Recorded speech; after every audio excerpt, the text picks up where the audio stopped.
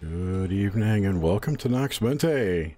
Tonight's guest is Grimsteak from the Cruising with Steak podcast. He has no public profile. All I know about him is he's a butcher named Steve. Grim, welcome to the show. Dude, thank you so much. That's the best bio I've ever heard. That pretty much sums up everything. We could just end the show right now. Just a Thank you, butcher name. everybody.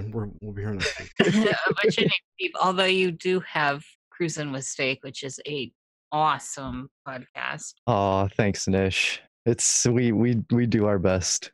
It's what we do. I love it. Of course, Jerry sits in like every week. No, we don't. Yeah, Jerry and Felix are pretty much co-hosts at this point. I know. It's been it's our Tuesday night hangout. Yeah, that's not Cruising with Steak though. You guys can still do podcasts. These are more.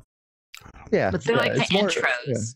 Exactly. Well, that was the whole thing, because we were interviewing so many people, and it's like, everybody's doing an interview podcast. There's so many good ones, so it's like I'm just kind of tired of inviting people and talking to people, so we just started hanging out. And, no, it's more than that. You get bored. You're bored of it. It's like, okay, I've talked to all the people I wanted to talk to. Exactly. Now I'm out of here. Yep, and it's like, if anybody else I want to hear, they're on some way better podcasts than ours that I could listen to. So it's not even. And then you invite them on your show. Yeah, and if I wanted to, exactly. MJ's here. Hey, MJ. Oh, MJ. Oh, cool. Hello, MJ. Happy New Year to you. Happy New Year. I'm not in the chat, so I don't see who may be there. But that's I'm awesome. giving I love you that guys, MJ's there. I run the chat. My full attention. I run the chat. She runs the show. Jerry's in the chat. Yep. So let's get into it, Steve. Because it seems like we try to keep it at 2 hours, and it feels like it always wants to go over. Whatever you want to do. We'll go as long, or if I don't know if I'm interesting enough to fill 2 hours, but we could talk about anything. As long or deep as you need. Yeah, exactly. Well, I don't know about that. I don't know if I'm capable of either of those things. See, this was the thing I was worried about with this show. Is Steve is one of the people in the world that I freely sexually harass because it's okay. Like I always say, Nish, you can't sexually harass the willing. I know. I'm always completely inappropriate with you. You're like my outlet for it. And so, I'm going to try and keep a stiff upper lip here. I'm gonna mute right now. Anyway, let's move on. All right. So give us a little bit of insight about the world you grew up in. So the things that interested you, all that, this field. Okay. I'm basically just a typical Midwest guy from Northwest Indiana, around Chicago, and grew up in a middle class family in a small town. Really nothing crazy. I loved video games. I was a 90s kid. Kept up with all the trends. This is one of the things I thought would be great with you, is I know that you did keep up with trends and stuff. So I'm interested in especially the pop culture stuff that had your attention. Cartoons, video games, all that stuff. Oh man, I loved just all the classic cartoons, like the old Teenage Mutant Ninja Turtles show. I grew up on that. Had so many action figures of those, just X-Men the animated series. There's just so much good stuff. So I've always swayed to more of the geekier side of everything. I've always really loved RPG fantasy games, like the Final Fantasy games, and growing up I really love that whole aspect of things. When I say keeping up with trends, I was never really a trendy person, but just looking at pop culture, like the toys and stuff that would come in, like Pogs, or when Gigapets came in, or those couple years when yo-yos got really big out of nowhere. It's little stuff like that. It's interesting. I remember my kids were into those, the second wave of Beanie Babies, whatever I forget what they're called, but they had backstories. That was a huge craze. Yeah, I was in 4th or 5th grade when Beanie Babies hit hard, so I was all over that. And they were always touting these are going to go up exponentially, and you couldn't take tags off, and they did, and then they came back down. Yeah, the Beanie Baby bubble burst. And So now- that's yeah. fast. Now we're a Beanie Baby. No, Well, it's called Bitcoin. now. Beanie coin. Hey, listen, I'm in long haul with Bitcoin. Don't talk to me about that. I'll be. That's what everybody should be. Yep. Nobody should have ever gotten into it thinking that they were gonna get rich all quick. You know, you Except the gotta hold bankers on who for dear life. manipulate it. Yeah. And hodl. Yeah. Oh yeah. Well, Hodl. it's only logical that cryptos are going to go somewhere because it's just the wave of the future as opposed Right. to They've God. actually Well, been going up as the market's been going up, especially the last 2 days. That's very interesting. I'm with that. That's like I'm going to always be the other Thomas somewhere saying Bitcoin. He's in chat actually. Thomas is in the chat. Hello, Thomas. Synchro bell. I haven't seen Thomas in a long time. I know he's doing that walk. I found my bell too. I have to go get that. So, Nice. okay. So back to your early days. What about like the early you, young you? What cartoons did you like? Oh man. Young. Well, I want to say like I love Nickelodeon. Like I was huge into Nickelodeon cartoons, like Ren and Stimpy, Rocko's Modern Life, all that kind of stuff. So that kind of, in some way, twisted my brain a little bit. Or like, do you remember Animaniacs and Tiny Toons? Like those are just. Oh yeah. There was quality cartoons back then, and get into that stuff. But honestly, the video games definitely took more over, because I remember. What sent me down this huge, crazy path was this game called Dark Wizard for Sega CD. It was maybe like 95 or 96, maybe 94, somewhere around there. But this game, Dark Wizard. But it had everything. It was like a strategy game, but it had all this fantasy lore, Dungeons and Dragons stuff in it, like hobbits, elves, the whole everything, and a lot of like Greek mythological creatures. So that actually made me get this huge like Greek mythology book from the library when I was in like 4th or 5th grade. It was crazy. Like it sent me down a pretty crazy path. Then that took me to that's Tolkien. What's so great, right? It'll take you to Tolkien. It'll take you to which all this will take you to mythology and ancient storytelling. If people that are interested, and that's what's so great about how these things have been a wave through modern pop culture. Yeah, it's all been a subtle implant. Like I think we were talking one night about how just the rise of occultism just in all sorts of TV shows now. Like they're really pushing this narrative hard. Like you see it everywhere. Yeah. I don't know if it's just more that I'm in tune to it than I have been in the past. Well, there's all this Plutonian stuff too that's going on, and that the cult's kind of under Pluto, and so in contemporary times right now, we are kind of seeing that, I think, play out also. I would also add that you and I agree with you for one, but also that I think that knowing what these things are that they're discussing and what's behind them is why it's different. Because you look at it differently, because you know what those things really do, and then that usually doesn't really jive with the story unless it's well written, right? Yep. So I think that it's a lot of that too. Were you into? Oh, before we go, I want to get back to your young life, but I wanted to ask. I was kind of prompted. What cartoons do you watch now?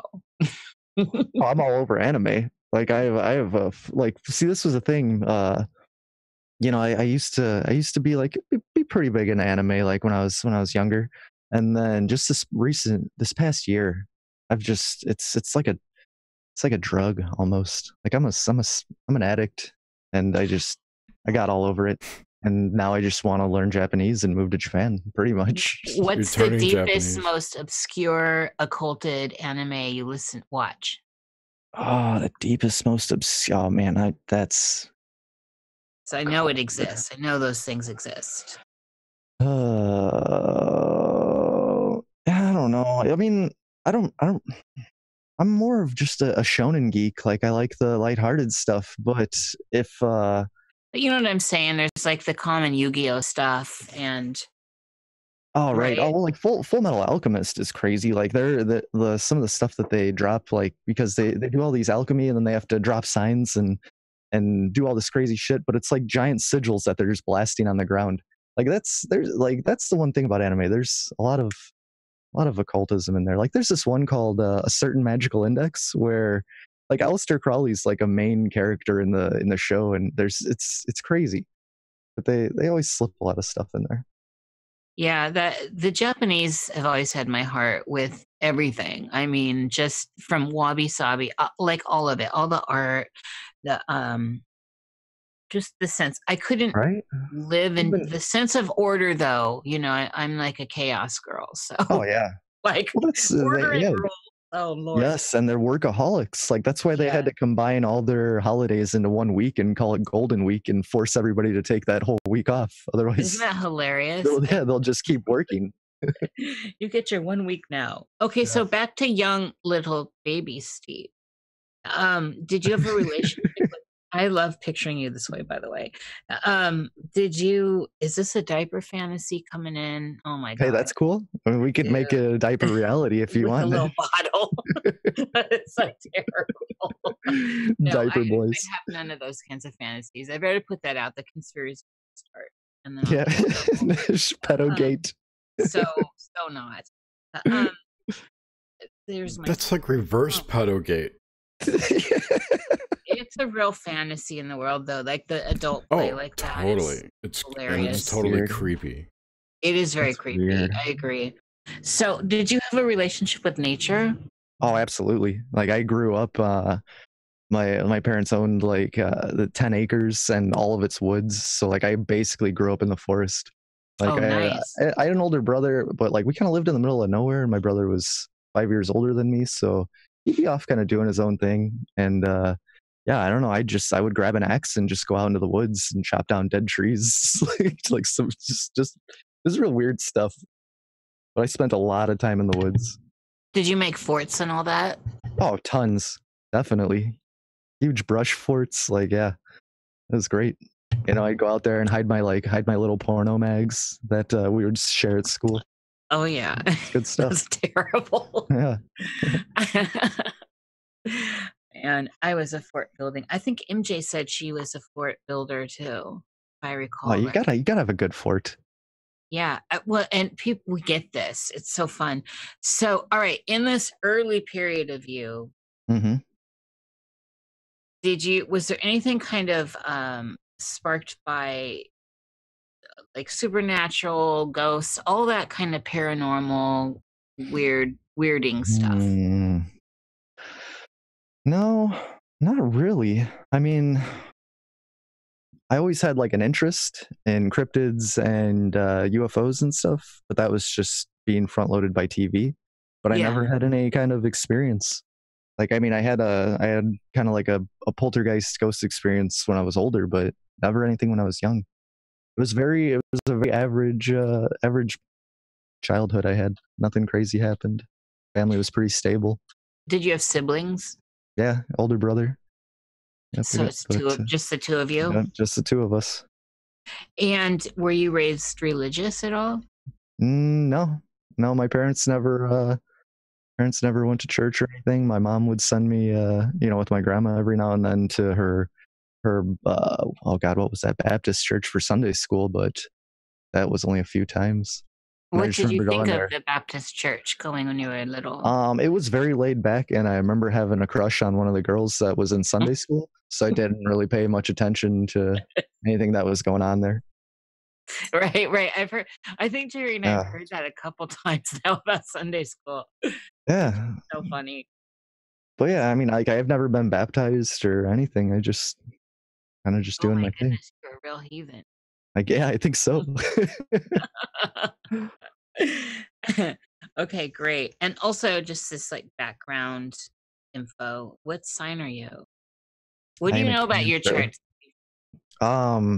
I actually have it on my computer here, and if I was actually retained information at all, I'd be able to tell you. But no, I'm a Cancer sun, and I want to say I'm a Sag rising, maybe. You could say that. We're looking it up right here. Here we go. We got it. Bringing it up. Okay, cool. So we got a Cancer sun. I'll read this out loud for people. Here, I'm just going to share my screen and let you look at this because I'm, not skilled enough to look at this. This is the chart that Jerry made. So I don't know if this will give you any information you need. You got to make it a lot bigger. Oh, man. No. That's big enough for me. Plus, I have my glasses on, so this is probably the worst time for me. Do you have your babushka on too? I do wear a babushka if it's cold, Jerry. Those are good. Oh, that's great. So Actually, what do we have? Is this a Gemini moon? Yes. And Sag rising and 8th house sun. Nice. I'm gonna dig at that. In a fiery crash. Also, send me a copy of this. I'd love to dig at it. But so that's just for general information for everyone. Otherwise, I'm gonna geek out too much here. Right. So, all right. And then, were you a dream? Like, did you dream a lot when you were little? Do you have a recall of being a kid that was having dreams? You know, including nightmares and all that. I remember having. I wouldn't say that they were like nightmares, but a lot of very high stress, high anxiety dreams. Like I was always being chased, or there was always just something going on. I remember being super young, and for some reason, we watched the movie Little Monsters with Fred Savage, not even a scary movie. And I remember having like this just terrible dreams that night. Like I would have swore something was coming out from under my bed. And that was, that's one of those that stuck with me for a while. But no, never. When would you say that was? How old would you say you were? Oh God, I mean, when did that movie come out on VHS? I mean, I was maybe 5 or 6. Like I was little. We're talking that's antique VHS. Yeah, I mean, it was. That's almost like wax cylinders. Almost. Which was what I came into. What are wax cylinders? The wax cylinders were like how we recorded first vocals and all that. Edison and all that. Oh. Yeah. No, they had analog tape. You're not that old. No, it's a joke. It is. It's a joke. Wait, I'm an immortal. I got it. I ruined it. I'm sorry. I'm an immortal, everyone. So it doesn't. No, I didn't get the joke, but now I do. Oh, and then I ruined it. You could be Nish, for all I know. Exactly. That's what I'm saying. She's like that dude Vandal Savage on Legends of Tomorrow. Never seen that. No, there's a character in Legend of Zelda that I always love, that old immortal witch that lives way out in the woods. I can't remember her name. Mom. Do you guys know who I'm talking about? No, I was never huge into Zelda. See, I like those stupid geeky games like Mario, Mega Man. Oh, no, I mean, that's great. But Legend of Zelda. Anyway, so she was one of my idols. I loved her. And she was all crazy looking, but she was an immortal. And to me, that goes with it. Like, you need to get more eccentric looking the older and more immortal you get. The more you get into your immortalness. Anyway, I'm in such a strange mood. Okay, so you were having these dreams. Did you have any of the typical fears that go along with some stuff, like the darkness in the closet, under the bed, all that stuff? Well, once that was pretty much the under the bed thing with Little Monsters was I mean, that was pretty much all that, but the darkness never really scared me. Like I remember me and my brother, we would go and see how far, like in the dark, we could get into the woods before we'd freak out and like run back. Because it's like there's no predatory animals or anything, nothing to really be afraid of around here. And that's crazy. I haven't thought about that shit in forever. But we would just walk deep into the woods and like kind of hear our voices. But no, darkness never really scared me. Let me think. I did have a lot of anxieties after I saw the movie Waterworld, because I thought that, like, seriously, the polar ice caps were going to melt and we were all going to be flooded. Or I'd have weird anxieties like nuclear war and stuff. Like I just remember being up late at night thinking about shit like that. Like I'm sure I have undiagnosed horrible anxiety problems. Well, I mean, you have given us some anxiety stuff straight off the bat here. I will Yeah. say I've spent some time in the woods in Indiana, and I think it's the wooded areas are beautiful in that state. They are deep. It's deep woods. It's real woods. Yeah. Oh, definitely. It's hard because if you compare it to like Nebraska, where I hate to pick on Nebraska, but I mean, there's just so much farmland and it's so flat. And Pick on that shitty state Idaho then. you know what? I love Idaho. What's wrong with Idaho? I don't know. That guy's giving me a bad impression of it. Oh, that's right. Idaho's a place I'd actually live in that state. That state for that guy. Oh, there you go. Har, har, har. Okay, so into like the idea of dream and what the dreamscape looks like for you, how you experience it, and if it's changed over your life at all. So, all the tactile stuff. Is it color, black and white, sensate? Can you read? All that stuff. It's color, and I don't ever recall reading or smelling anything, but I feel pain, which is weird. Like I've died twice in dreams, like straight up died. I know I've died. Okay, One wait, time- pump the brake there, Steve. I'm pumping it. Died in dreams twice. And do you have recall of these? Oh, 100%. Like they're etched into my brain. Okay, I want to get into those straight away. Let's get into them after you give us the do you like how I'm just pushing you around? This is how close we are. Oh, I like it. Be bossy. Everyone in the world. I'm loving it. This is how I am with my friends up close. So after you give us the general landscape, I want to get right into those dreams. Let's do the general landscape first. Well, there's it's always familiar locations, but like a bizarro land. Like things are the same or but they're just not. Like I don't know how to explain it. But they're always in color. And yeah, I really have no sense of smell or anything like that. But it's like bizarro land or places I've never been before. Have you encountered things like books or anything with script in them? There was this one time where I had a stack of invoices, and it was like a work dream. I was stressing about work, and I could not read the invoices. Like I was just constantly flipping through them, trying to like look at this stuff, and none of it made any sense. And then I had people just walking up to me, asking me all these questions while I was trying to do this, and I just kept turning pages, and things just didn't. So that's the only thing I could really remember of anything reading. But no. What did they look like? Was it blank or it was just? No, they were blank. They looked blank. There was nothing on them, but it's like I felt like I really had to read them.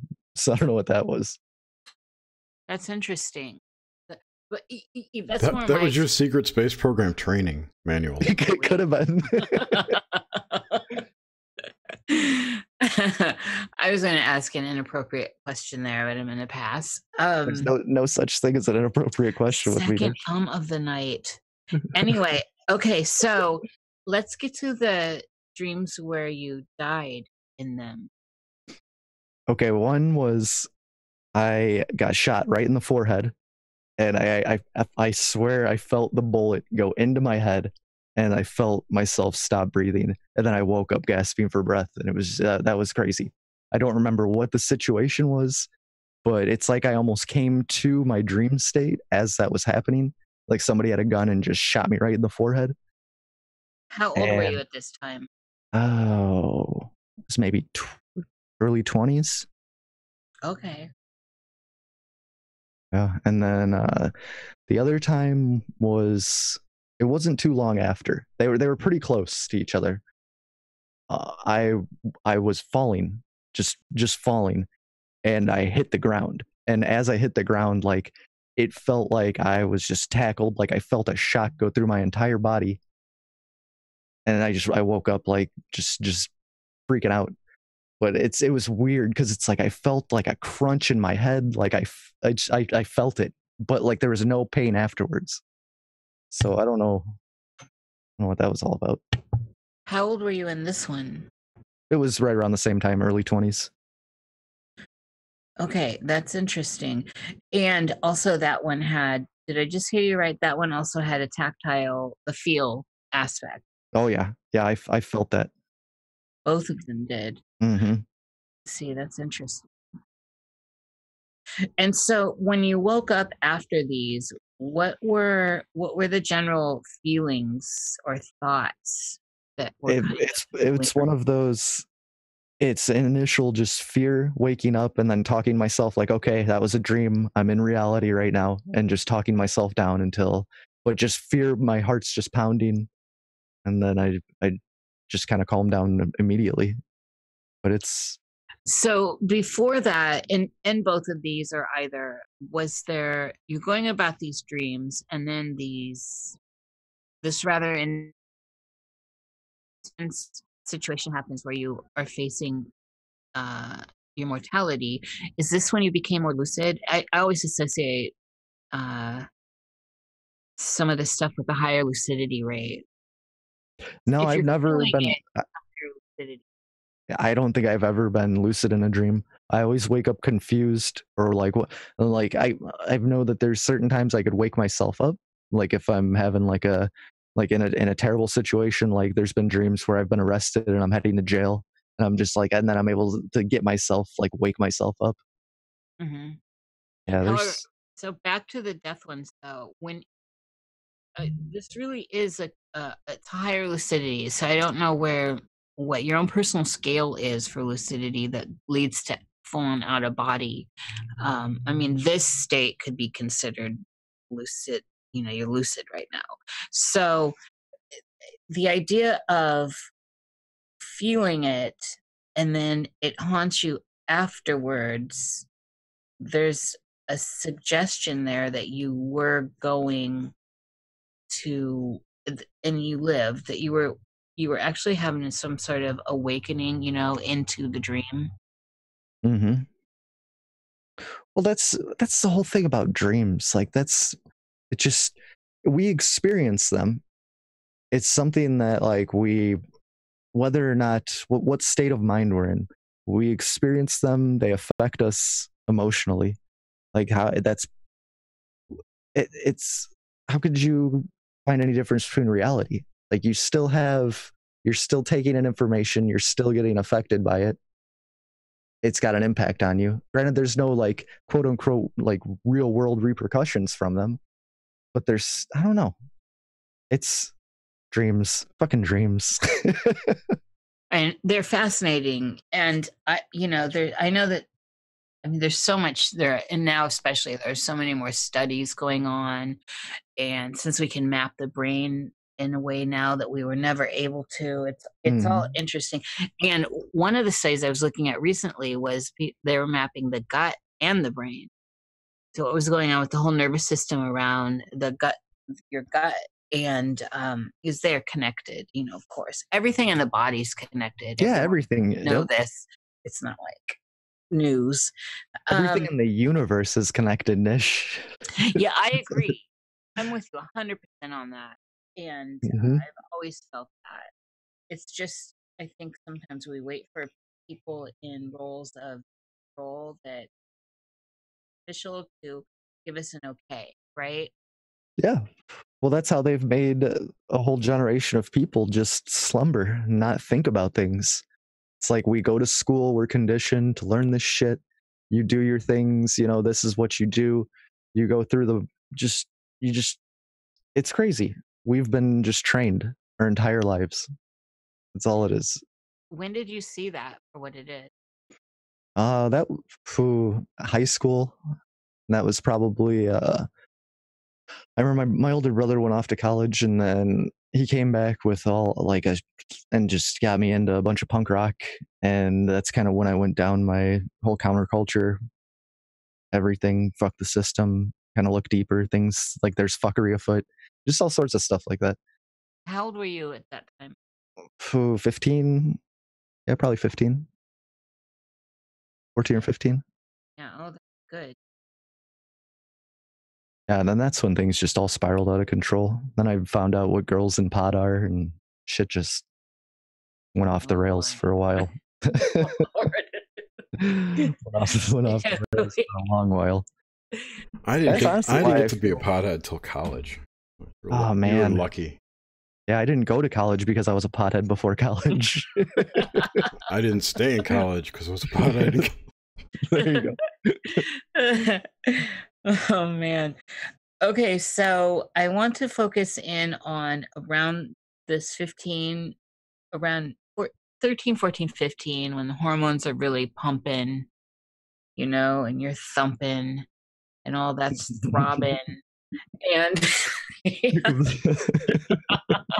and so your dream life, if you can recall back to things that were making it into that realm, does anything stick out? Death dreams happen about 5 years, 5 to 7 years later. No, I don't. Honestly, I don't remember.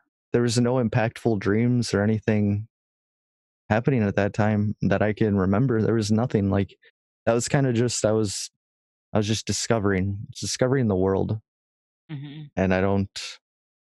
Yeah, there was really no or nothing that nothing that sticks out or I can remember. No vivid dreams, no weird experiences. It was just trying all the different flavors of life. Yeah. So, and in this kind of adolescence period, the supernatural stuff, was that at all coming forward? The sci-fi stuff, since you were becoming aware of the mechanism of the Pavlovian world we live in.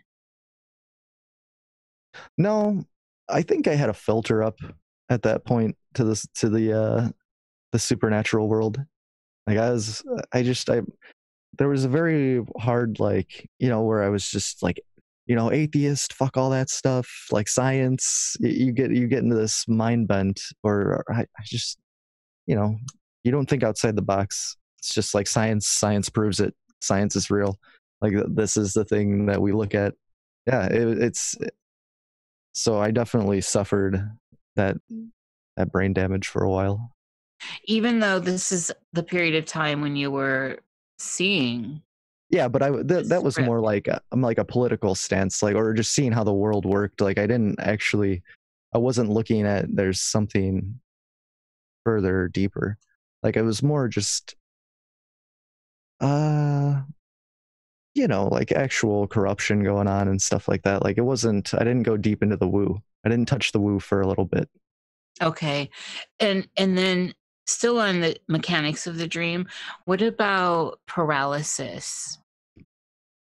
I've never had sleep paralysis, but there's been times when I would get off work and I'd kind of fall asleep and be in a half asleep, half awake state where it's like I could feel myself, like it's possible I could have gone out of body or something. Like I knew what was going on around me, but I couldn't really do anything. But it didn't have like the fear of a paralysis or anything like that. Like, Well, it doesn't have to be the fear, just experience of it itself, where you couldn't wake up. No, I've always been able to wake myself up. I have never really been stuck in a situation like that. A lot of times that's when people get to experience some of the darker stuff, like the hag and The Hat Man. the Hat Man, and the that thing stuff interests the hell out of me. Shadow people, Jinn, all that shit. Yeah. Well, this is a crazy story because my brother experienced sleep paralysis, but this was a time like this is mid 90s or something, and he was I remember him waking up in the morning and just like he looked really panicked, and he told like me and my mom and dad that he couldn't move. There were people over his bed, and he felt like he was like getting abducted by aliens or something. Like everybody just kind of was like, okay, whatever. Because my brother was just a huge dork. He was just obsessed with X-Files and stuff. But then when I found out about sleep paralysis later in life, I was like, oh shit, that's what he experienced. Like it sounded exactly like sleep paralysis stories, exactly what he experienced. But that I remember that having an impact on me because like I always looked up to my brother, or always I still do, and and when he's said something like that, I was like, what the fuck? Like he experienced something like that. Like I was young, and it left an impression on me for sure. Have you brought that phenomena to his attention? Oh yeah, yeah, but he's just like, oh yeah, okay. He doesn't really care. He's got a family in his life and working at Apple now, so he just kind of does his thing. Yeah, it's strange how we get into the wheel of it all, and then most people don't think about this stuff until later in life when they're closer to death. Yeah. Well, The wheel, the wheel. All right, so and then on the mechanics of dreaming as well, do you have any? Do you find that you snore or sleep apnea? yeah, I do snore. I do, but I don't think I have sleep apnea. But I mean, I could have sleep apnea because there's times when I wake up just like like gasping for my breath. Like I feel like so. I might. It's possible. And have you been known at all to sleep talk and walk? No, nope, never sleep talking and walking. Okay. I'm finding that to be really rare, actually. On the sleep talking, funny little story here. When we went to CryptidCon, I shared a room with Ren Collier. I loved his show on Nox Mente. Oh yeah, you guys did an awesome show with him. Ren's great, but yeah, totally talks in his sleep. Like I woke up and I was like, "What is going on right now?" And Ren was like, I'm like he's having some kind of he's going somewhere right now. No way, that's awesome. That just anchors everything he said on Nox Mente. Yeah, totally. Better. Yeah, Ren doesn't take shit. He eats demons. For God's sake. Yeah. He was talking to something though, and I don't think it was in English. I don't know what it was. Things were getting serious. He's like Van Helsing on the astral plane, right? Ren's a badass, especially astral. Yes, he is. Yes, he is. Yeah, I still refer to his story a lot about eating that thing. I know. I tried to attach him, and he beat it up and ate it. I mean, that's like some of the best stuff ever about taking control.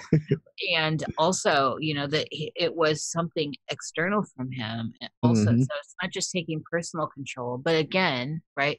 These things, it's related. The stuff we're doing in our everyday worlds are related to what we're doing in our unconscious and on the inside. Yeah. As shallow or as deep as we want it to be. Right. I know.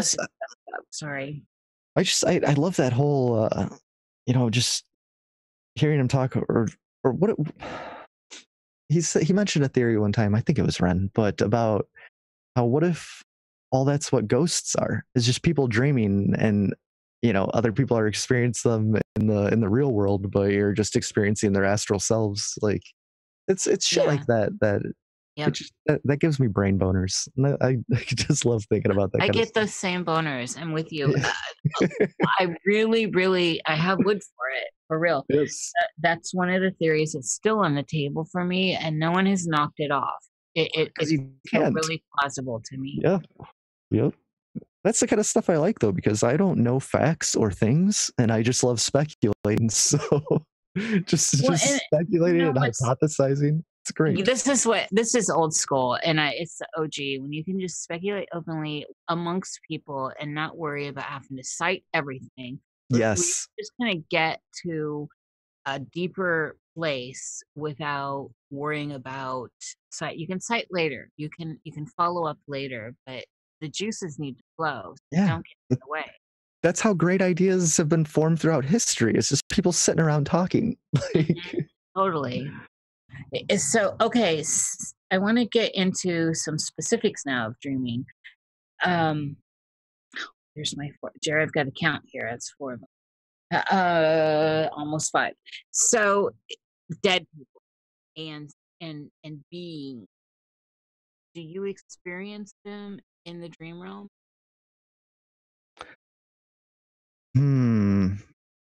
Others that are not you. So I experience yourself in dreams, and I think when you're driving the dream, right? Yeah, I'll experience other people, but it's never like it's people that like from my past or people that I know. It's rarely unfamiliar people or any sort of beings or anything. I've never encountered anything like that. Yeah, in the Jungian paradigm, it's the people with the personas recognized in daily life are usually, it's all kind of you anyway. So they represent, Right. you know, the closer in that person, you get their persona of someone, and it's that you see that quality in yourself. And the deeper content is often deeper aspects of the same complex or whatever you're going through that is stripped now of outer world connotations, where you can have an encounter with it, with your sensate or your, you know, whichever function you're working with. It's the stuff that when you shift it all up in a dream, when you try to command it or move around, or you want to do something and things push back and are not you. Hmm. Yeah, that's. I mean, there's. I don't know. It could have been the person who pulled the trigger behind that gun. Like, like there's so.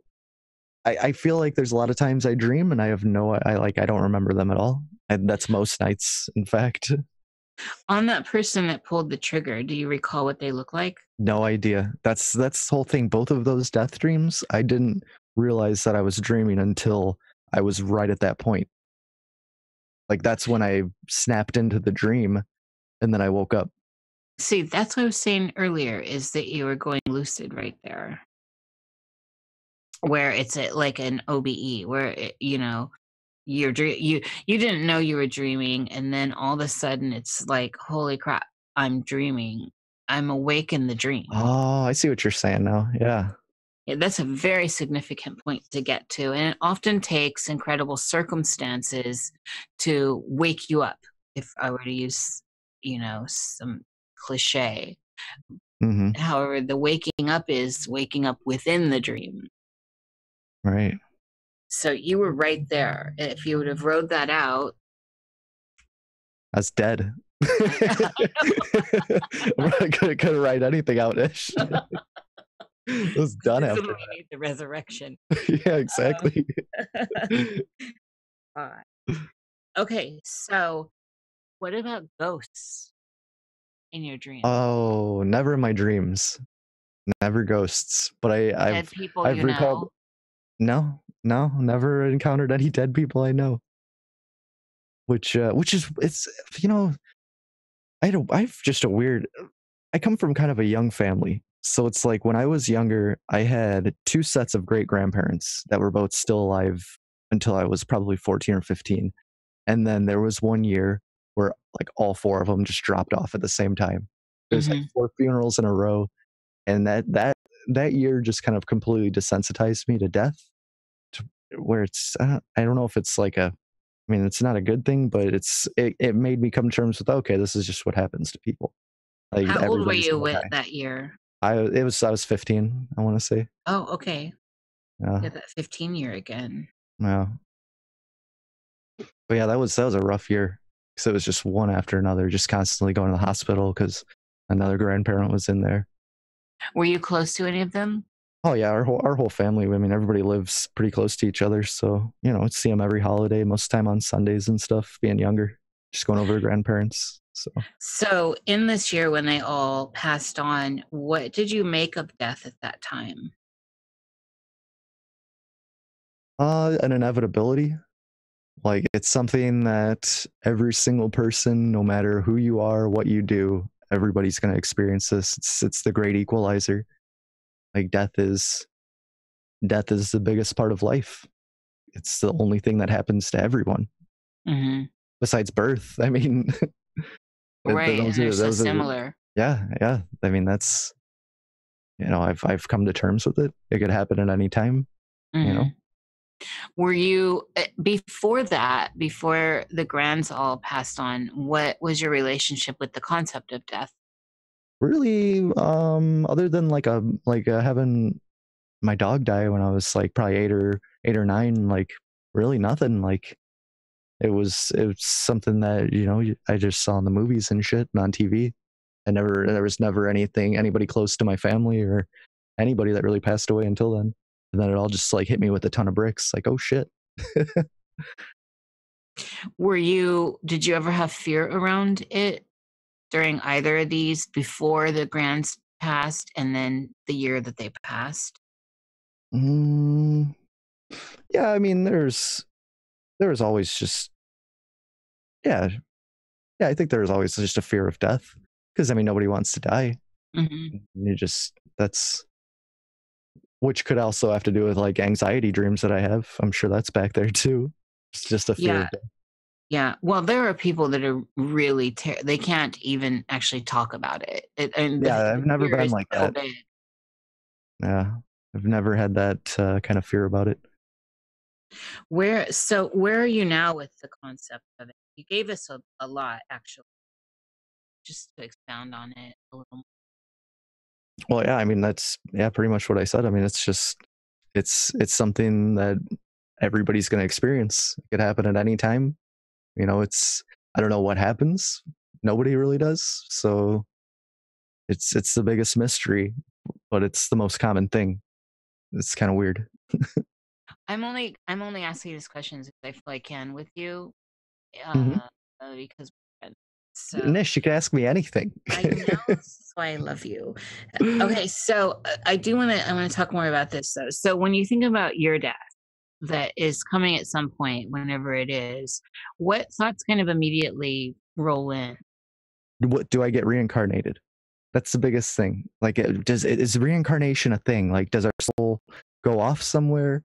Do we, what happens? Because there's been a couple of times where I've had some like where I've passed out pretty bad. Like, I remember this one time we were all at my buddy's house, and we were sitting around for a while drinking. We were playing cards, smoking, drinking for a few hours, and I stood up to go take a piss, and I got so lightheaded that I instantly just passed out. Like, I dropped, collapsed. And I remember going, like, it was weird because it's like I was out of my body. I could hear things that were kind of going on in the background, and then I felt like I was gone. And then I slowly felt myself get sucked back into my buddy Jerry's just like slapping me in the face, trying to wake me up. He's got me in his arms. And that was and I was like, this is probably kind of what death is like. Like, that was, but yeah, other than that, I don't even know why I went off on that, talking about death, but. Well, yeah. I'm asking about death, so that's why. Oh yeah, there's some kind of point why I trailed down that though. It's long gone. But yeah, when I think about myself dying, yeah, I don't know. It's intriguing. Like, it's a mystery that I think everybody wants to know the answer to, like what happens, but I feel that's the thing. Like, nobody will ever know what happens. It's like, once you're dead, do you know, like, how does the spirit live on? Does it leave the body? Like, what is this? And it's like, I know that, like, what are even spirits? Because I've experienced this crazy, I've told it before on the show a couple times, but with my ex-girlfriend, like a long time ago, it was probably like 12 years ago, we were in her house and she would always tell me that the house is haunted, and I was like, yeah, okay, whatever. And one night we were smoking, like getting high as fuck on our bed, and there was this candle burning next to her bed, and a pillow fell off like the side of the bed and it caught on fire, but neither of us noticed it. And then these 3 canvas paintings just like slammed to the ground, and the CD player starts going crazy. And then I look over and I notice the fire and put it out. So that to me was like, something warned me that there's something going on in this room. And that was kind of one of those, that was weird. Like, that made me think twice about if there's more going on. That's an amazing story. I actually hadn't heard that. So that is a good example of for me, everything kind of ties into like synchronistic universe if we're paying attention. And that's a big deal. As far as causalities, there could have been way different scenarios. Oh yeah, because it's like, this thing's just, yeah, it was crazy. So I was like, well, if you do have a ghost in this house, it's definitely a kind spirit. because it helped us out there. I want to get to ghost and waking time here in a minute. However, when you think about death, I'm not done with death. Oh, we When could talk death all night. Good. So can I. We can talk it all night. When you think about death and yours, we're talking about your death. Okay. How close do you feel to it? Like, is it something that seems really far off to you, or is it something that is ever present? And where is it in this kind of illusion of time? And I don't ever think about it. It doesn't exist, because if it's gonna happen, in my mind I won't realize it happening. It's just gonna happen. So it's nothing to worry about, nothing to think about. When it happens, it happens. It's not it's a non-issue. Like, it's gonna happen inevitably. So don't think about it. There's a whole school of thought in magical orders, even some Buddhists, both a lot. I mean, I think all religions are based on death anyway, but that's another podcast. There, where the deeper occulted stuff is all about pondering your own death and playing into it. So not necessarily scenarios of your own death, the idea of moving through, and much like birth and drawing the power. I talk about this a lot because I do this. It's a meditation of mine, and using the power of this enormous amount of energy it must take, even though it can be so fast or so drawn out, to finally let go and pass on through. Mm-hmm. So the idea of drawing upon it and meditating on your own death and how it comes, and kind of like vamping off that energy is interesting. I highly suggest it to everyone. That's interesting. Here's okay. I have a couple initial thoughts on this. Everybody's gonna die. It's gonna happen. But is putting that much thought and energy almost like a time waster? Like, it's good to think about it, but if you're if you're if you're putting that much energy in it, that seems like something where you could turn that around and put that energy towards your existent life that's happening right now. Because I've never I've yet to see anybody who's like, oh yeah, I died and I'm back now, and it's because I did all this meditation and thought on my death. Like, I feel death isn't something that anybody should really concern themselves with, or well, maybe not concern themselves with, but just don't give it a lot of thought, because it's going to happen regardless, whether you put thought to it or not. Well, one of the focuses of that practice is not to manifest it. It's already there happening. It is to level out say you do it in the morning, like your morning tai chi or whatever, your morning coffee, is to level out where you are, and I gotcha. a sense of levity, in a way, right? It makes things that seem really serious almost comical. Mm-hmm. If you use it as a polarizing factor or element, rather than something doom and gloom, or even just the idea of endings. It expands your immortalness, if that's a word. No, it's totally a word. Opens you up. You can open up into it like the dream. Right. Really, where it all goes for me. So, and this is in particular why I mention it. It's not about particulars of it. It's about making that line from birth to death, cradle to the tomb, and circling it. So it's 0 point. And now we have something work. Okay, I see what you're saying. And now time is not linear. And from the 0 point, we can do a lot of things. Think about toroidal, think about sacred geometry and what's possible from one point that is a line also, and with that line. And that point of death becomes more significant and less surface level. In the I like idea that, death birth. I like that. Okay. What do you think of oh shit, my brain just literally emptied. Like there's nothing, whatever I was just gonna say just completely I vamped disappeared. you, Steve. I You vamped did. you. Hold on one sec. It's gotta come back. Oh man. Oh yeah. What do you think of like fate or destiny? Like things that are Hey, written. you're the guest here. I'm sorry. I'm sorry. I wrote Dude, turning the tables on me, especially. I don't know. So in that note, and then on that note, I'm going to turn that back at you. What are your ideas? And this is most Nox Mente question. Fate and intent. Where do you stand with the whole idea of that in the chaos of it all, or in the order of it all?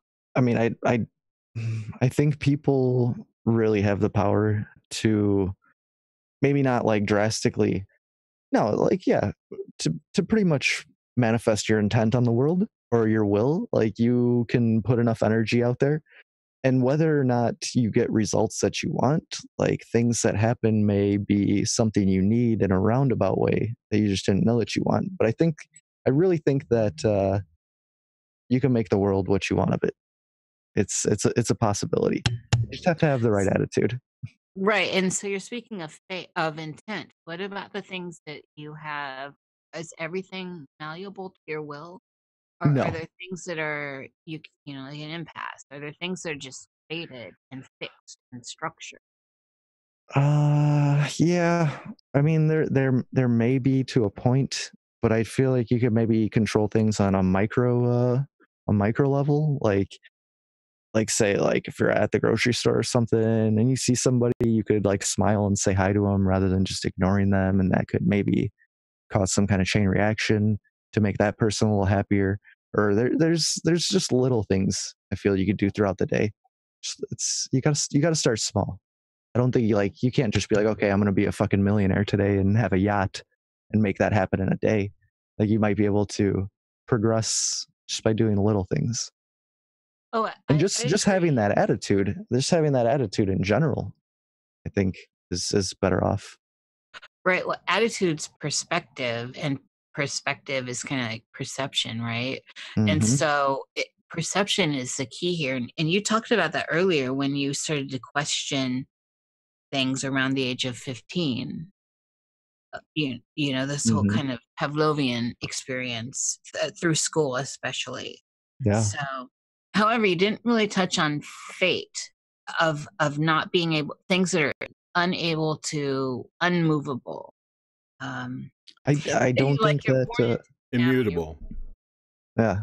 immutable, immutable. Not what I said. So, what about these permanent, permanent? I don't think there's anything that's really permanence. Like you could, I mean, whether this might be grim, but no matter what happens, you could always take the death card and get out of any situation that you're in. Can you? So I don't. Well, I mean, not everybody. I could never do it, which I'm putting that on the record right now. That if I ever wind up dead and they say it's a suicide, that's I bullshit. know, right? Hello. Yeah. Yeah, there's seven. Jesus. Uh, that is a big thing to talk about. I'd like you to kind of expand on that. Suicide? On the idea of, yeah, so suicide in general, the idea that you think that there's this kind of like wild card, or this get out of jail card, which is suicide. Do you Right. really get out of jail? And so this is asking, now we're going down kind of more the eastern route of karma and in cause and effect, causal realities. Like, does that create a chain? Do you actually ever get away from anything? I don't know. Who knows? I mean, in this current reality that everybody is uh, experiencing at the same time, in this reality right now that me and you are in, that person gets out of it at that point. What happens beyond then, if there is some sort of karma or something that happens in another dimension, I don't know. Yeah. It's one of those, like, it's super interesting, and I think things like that may be implemented to stop people from doing things like no, because it does, like, if for our base reality that we experience, that person doesn't have bills anymore, they don't have to worry about any problems in their life, they lose all the love in their life, they lose everything, but they're gone. I And what often think happens after about, that? and well, there are so many. It's such a heavily toned spectrum. There, on one hand, say you've been given terminal and you're headed that way, and you decide I'm not going to do the last bit where people are wiping my arse, all this, Yeah. and so I'm going to end it here, and this is a good spot. And there's something about that I'm fine with whatever people do. I'm free will all the way. Yep, me too. However, just for parsing this out, or that seems different to me, those kinds of things and those scenarios, than being upset about this girl left me, or this boy left me, or that bill's too big, whatever can seem really insignificant sometimes with space and time. Hmm. And to then check out on those notes seems a little, they're just not comparable. They're different realms of suicide. Yeah, I mean, it's suicide is it's I don't even know how to explain it, but it's something that I don't know why you would want to get out of this life. Like, this is the guaranteed life. Like, we could speculate and we could think about everything else that happens beyond, but this is what we have now, and we just should make the best of it no matter what happens. Like, it's just like, just experience your life. Like, don't end it before it has to end. It's gonna happen anyway. You don't need a cheat code to get to the end. Yeah, I agree. I mean, I have experienced really dark, I know you have too, Oh yeah. really dark periods that were just Yep. complete blackness, where I could not see my hand. And that, all that stress. I think most people, if they're honest, except for those that are born with like the trines and great charts, everything's just hunky dory. Those of us with the darker shade, and I think Yeah. that's the majority of people living life on Earth at this point, will find themselves in the pits at some point. Yeah. And I don't trust somebody who's like sober, they have that clean life, they have a six-figure job, they're just there. Like, that's I don't know. That's like an NPC. That's not a real person to me. Like, the mhm. like I just what everybody has a dark shadow, and what the fuck is going on with those people? Or why are they able to do this in life? Like, what's going on here? But yeah, Well, I'm sorry about that. it's well, that's where we're going with this. So much of it feels to me, especially at this end, is I haven't been seriously depressed in a very, very long time. Even when, like my mamo, I'm almost on the 20-year anniversary of my mamo's death, and which was traumatic. I mean, she was the person I loved the most on this planet, and still love the most out of everyone. And I'm not sure what it is between her and I, because she was a terrible mother. And there's she was the goddess at the same time. So I guess it makes her a dark goddess. It's it all feels like lessons to me on this end, where I am now, as opposed to being in the pits that I can recall at a younger age, dealing with a lot of death I love very early on, and then feeling there were no choices, no options, locked in, and those thoughts came in and were swimming around me constantly. And now, having pushed through and gone through this end, it all just looks so testified in a Hmm. martial arts sense, They chug enough water up the hill every single day for a long time, and you get to some sort of inner sense that this is leading somewhere that you weren't aware of in the beginning. that something else is going on. And that's where I feel, and that's how I feel about it now. Yeah. Well, that's.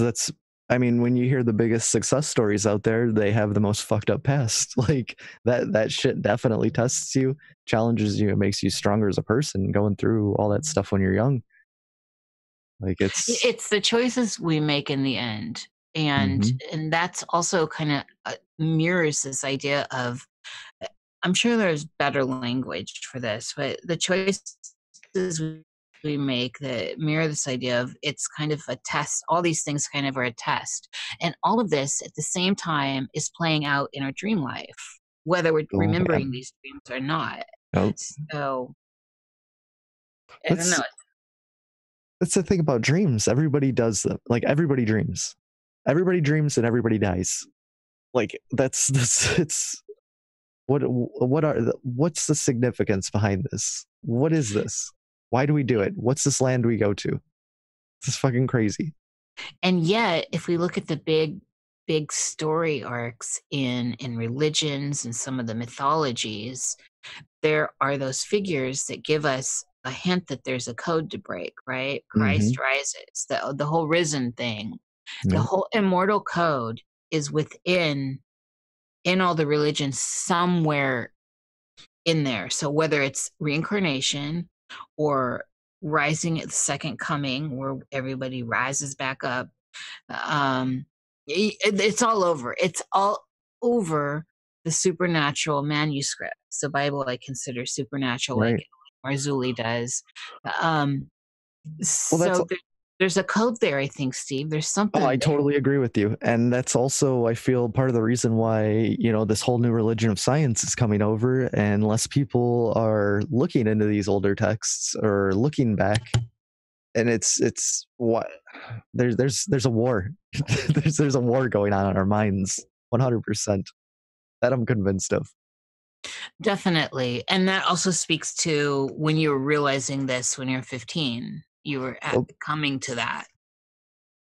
Yeah. And clearly you've only gone deeper into that territory. Well, what else happened when I was 15 was that was probably that was the Bush Gore election. And I remember being old enough to kind of understand what was going on, and I couldn't understand why Al Gore wasn't the president. And then I was like, okay, because like there was all this voter fuckery or something going on. But I was like, wait a minute. And then 9/11 hit, and everything just went downhill after that. Like I did not believe anything. I was just anti-war, everything. Like just 9/11 was an inside job since day one. Yeah, I'm not sure how I recall I was working in the counseling center at the college I was going to, and it was on the, I saw like right there in the very beginning. I didn't at all have a sense of it was an inside job. It didn't even seem real. I was watching videos, I think MTV or VH1 was playing, and they interrupted. And so I thought, is this a joke?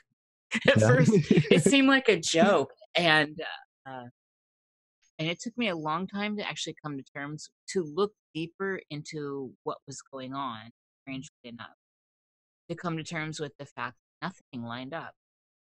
Oh. So I bought the narrative for a very long time. Right. I mean, it was fucked up. It was really fucked. And I also remember, like, do you remember the WTO riots and protests in Seattle in like '99? Yes. Because I remember being like really young online, like looking up that shit. Because this one band, Anti-Flag, that I used to listen to, they were like singing about it in a song, and like I remember reading up on these WTO riots and shit, and just there's a lot of stuff going on back then that my young mind didn't comprehend, but I knew things weren't right. So in terms of dreaming, these things in the This is a dream podcast. Right. Well, no, this is, I think the whole goddamn thing is a dream. Pardon my French, not to take the Lord's name in vain, people. But I do Which feel Lord? like exactly. I do feel like the whole thing is somehow dreamlike. And I'm wondering, so this is where I was going. in the dream, like when you were your two death dreams, when you realized that it was good, you were going to die, that you died, you wake up, right? Yeah. And this is after like I lay there and I feel my breath, like I take my last breath, and that's when I wake up. Like it's like I slowly feel the life leave my body. It's fucked up.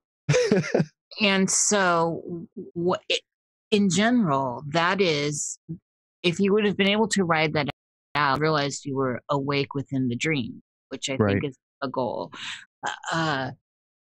I think that's truly that risen state. I think that this is what the Bible talks about with the resurrection and the experience that Arthur had, and all of these great mystics. I think that's the crux. That's the point. It's a matter of attaining it and getting to it and then holding on to it.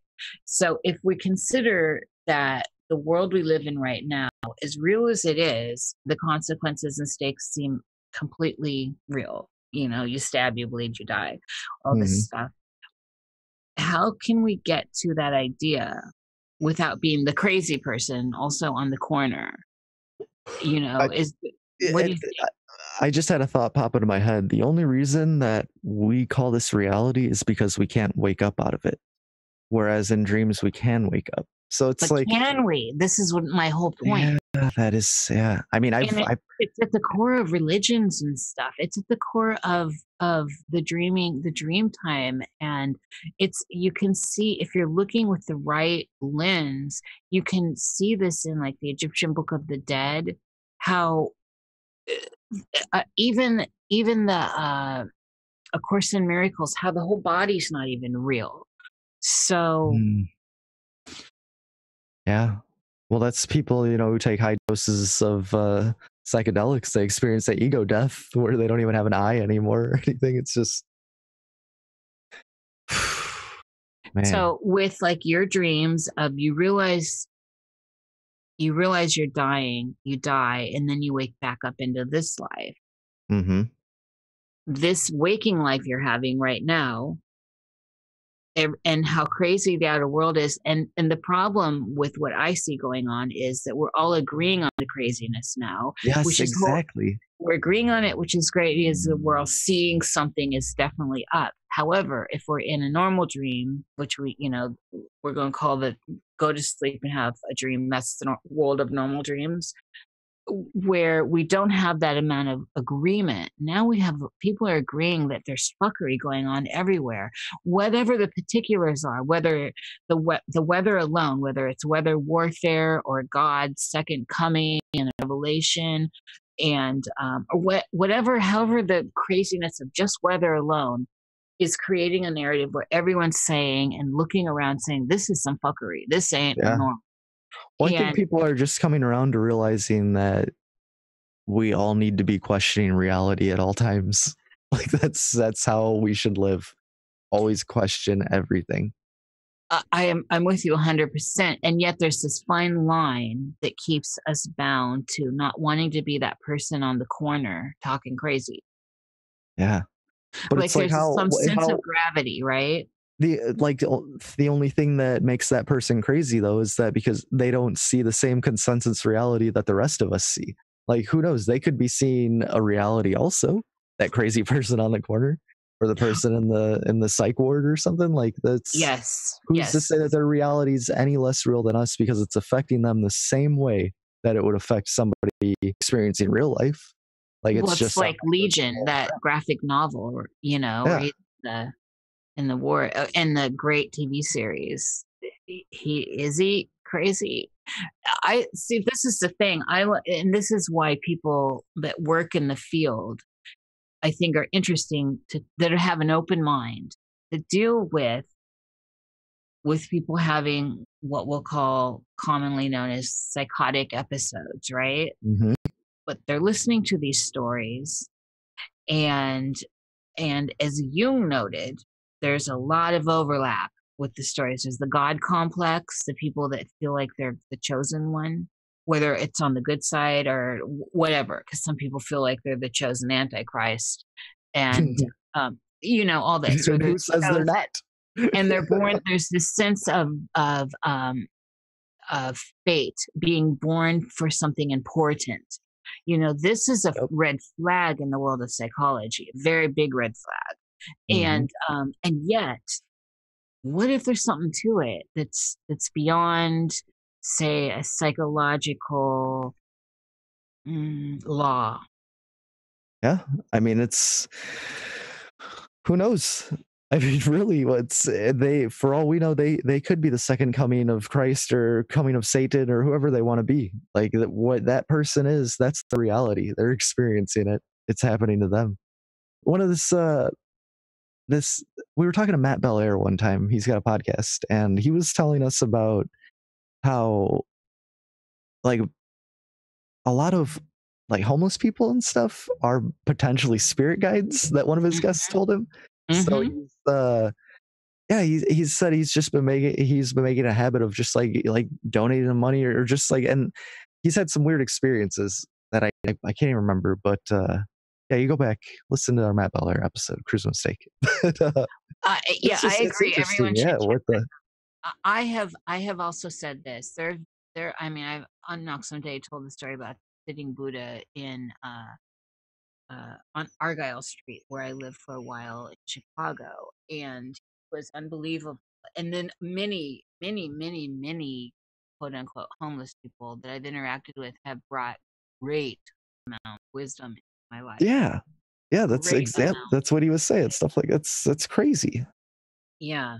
You get past the piss smell with some of them, and Yeah, fuel in there. yeah. But it's like you hear stories like that, and it makes me think there's something Well, more going on. it's seated in even video games, and all this is in the quest, right? There's Oh yeah. always Yep. there's something somewhere from all these unexpected, even if they're NPCs, they have a jewel for you or a tool or Mhm. guidance somewhere. Yes. They all have I think, exclamation points over their heads. Just right? waiting. There's something to it. There really is something to it. And that's what even makes this idea of the wheel everyone's on more ridiculous, the more conformed and almost Saturnian, right? This Mhm.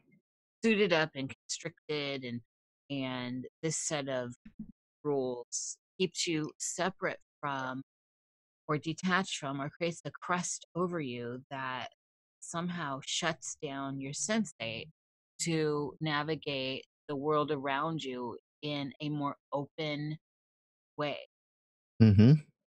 Well, I mean, we're a bunch of indentured slaves that are put here because a group of elites thought that this is the best way to run a society to where they won't get out of line and it'll be the most efficient, and we're just expected to play along with it, get in debt, That's really good pay off your programming. debt. That's really good Yeah. programming. It is. It's great But programming. what Nish said, now I forgot my thing. Whatever you just Welcome to my life, Jerry. yeah, really. Oh, Jerry, I wish you would remember. What were you talking about? I don't know. Some guy told me once though that that's basically that's a pothead's life, is having a series of great ideas that you could never remember. I've always been like this. Yes. Jerry, we were talking about the wisdom in homeless. Right. But then you said something else too, and video games. And right. What I was going to say is that the fact that kind of shit exists is just evidence to me that this is some kind of repetitious. You can call it a learning center, you can call it a torture center. Either way, it's just it's a thing you do. Mm-hmm.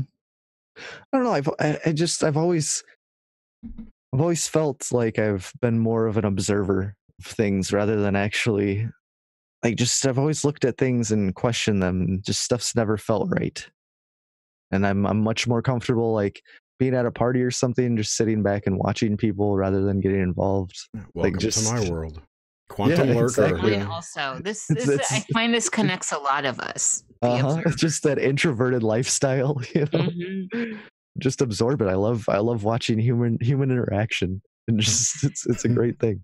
Well, within mythology, the observer is a very, very important role. It's as important as the hero. It's the owl. It is the owl in some mythos, and it's very significant. And I notice it in we always know our own, you know. Oh. So I think that's why me and James Cruz make such a great dynamic, because he could just go off the rails with just stream of consciousness spewing out. Like, I kind of sit back and observe and get him to tone back if he has to. I know. love I James love Cruz. when James gets going. I know. He does. It's our first guest. Love James Cruz.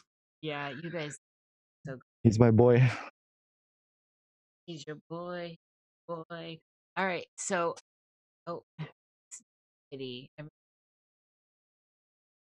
right. So, in the dream experience, let me get my bearings back here. Oh, I wanted to ask you. Okay, so I want to do this little series of word associations with you. Okay. So here we go. First thing that pops into your mind. All right. Okay. Deep water. Deep water impact. I don't know why that just came into my head. That's fine. Space. Deep space. Deep Space Nine. I love the movie reference here. Space, the deep wood, the deep forest. I had an image of Tolkien for some reason, like Lord of the Rings. That was the first thing that popped into my head. That's awesome. Great. So, water that is not deep water, like a swimming pool, like blue water where you can see clear, beautiful water. Oh, I just think of a beach and some Pacific Island beach or something. Clear water. That's all I'm picturing. Something shallow. Okay. There's probably supposed to be some deeper meaning to this. No. You know why I asked this? Because I like to get an idea, just like the early stuff, get an idea where you're coming from. And so there's context. I say deep water and I have a certain idea of it. So we can find definitions that I understand where you're coming from. That's all. I'm not Gotcha. psychoanalyze one. That's why we don't do that on this show. Although that would be fun. Yeah, exactly. I need to be psychoanalyzed. It would be irresponsible, and I'm sure we'd get in trouble. However, so okay, so in your life of dreaming, have you ever dealt with things do you have a lot of water dreams, first of all, and then within that, things in the water?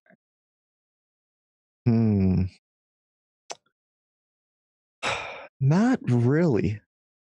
I can't recall any sort of water dreams off the top of my head. Pretty much, although, I mean, no, a lot of my dreams are based in this bizarro land that kind of looks like where I live, but not really. And I that's pretty much where they all are. But no, I don't have too many water dreams. And or if any. you can look at just the general, what comes to the forefront of your mind, are your dreams, do they revolve more around, say, cities and buildings, or where does nature play? What's the scale here? There's a spot. I have this lately, like probably the past 2 years, I've been having recurring dreams where it's